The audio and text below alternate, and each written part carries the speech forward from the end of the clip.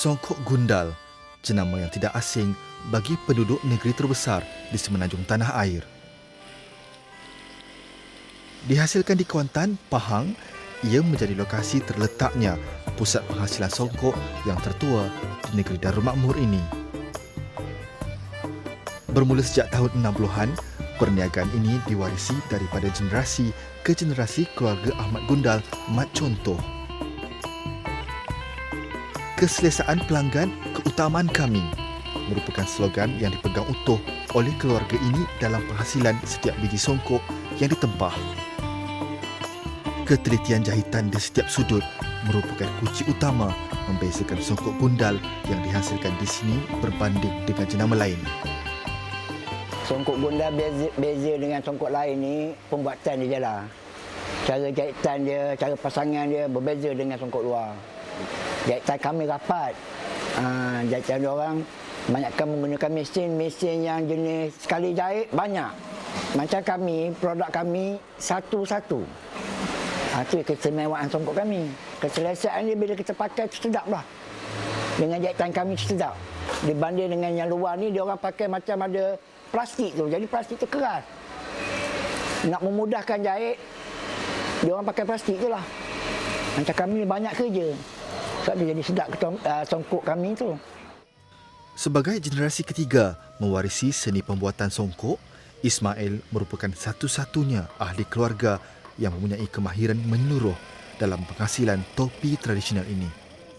Mula mencuburi bidang ini sejak berusia 16 tahun, kini Ismail bertanggungjawab melatih anak-anak saudaranya agar mampu menghasilkan songkok yang bermutu tinggi. Sebagai permulaan, Ismail membahagikan tugas bagi setiap peringkat penghasilan songkok mereka. Dia banyak dia punya step-step untuk membuat songkok tu. Bukan semua orang boleh buat lah. Macam anak-anak saudara saya dengan adik semua yang mana bekerja dengan saya tu, tak boleh buat. Dah 4-5-6 tahun dah duduk kerja dengan saya, tak boleh buat. Ajar menangis sebab payah, susah. Sampai sekarang pun tak ada berhenti untuk mengendalikan buat songkok ni.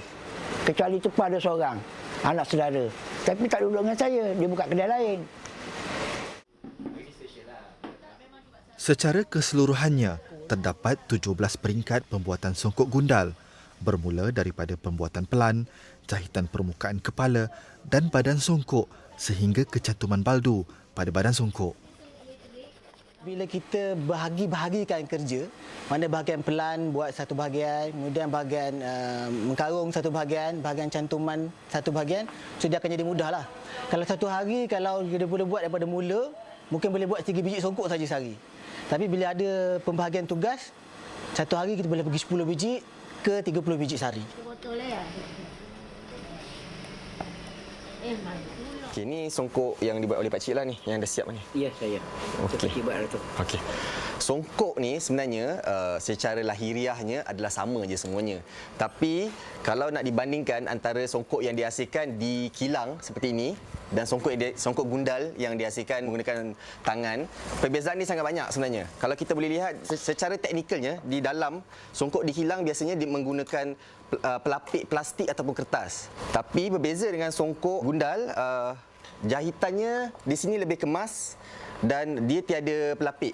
Kelebihannya adalah bila berpeluh, pemakainya bila berpeluh, dia akan menyerap peluh dan dia lebih memberi keselesaan kepada pemakai. Selain jahitan, kalau boleh dilihat, jahitan di dalam songkok yang dihasilkan di kilang lebih jarang dan tidak kemas, dan pembuatan di hujung-hujung ni semua tidak berapa kemas lah. Di sini lebih kemas, dan jahitan yang kemas ni bertujuan untuk memberi keselesaan kepada pemakai. Harga bagi songkok-songkok ni berbeza mengikut jahitan-jahitan ni. Ada yang kalau jahitan lebih rapat, harga dia lebih tinggi. Manakala jahitan yang lebih jarang, harga dia lebih rendah. Betul, Pakcik? Ya, betul. Okey. Seiring dengan peredaran zaman, teknologi pembuatan songkok Gundal dipertingkatkan dari semasa ke semasa untuk mempercepatkan proses pembuatannya bagi memenuhi kesemua tempahan pelanggan, terutamanya di musim perayaan. Jadi saya difahamkan ada songkok yang paling lama kat kedai ni. Ni. Songkok arwah bapak saya buat.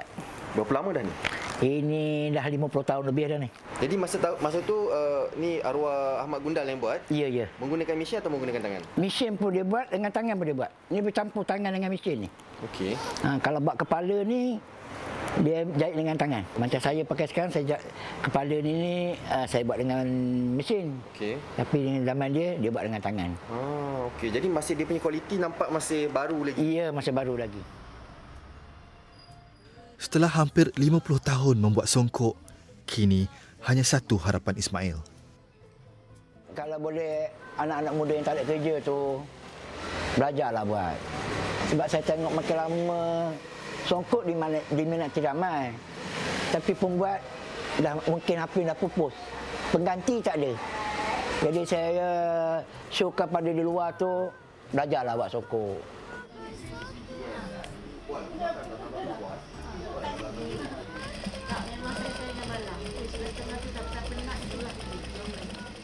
Semoga di masa hadapan lebih ramai anak muda menceburi bidang ini bagi menjamin warisan tradisional kita tidak hilang di mata dunia.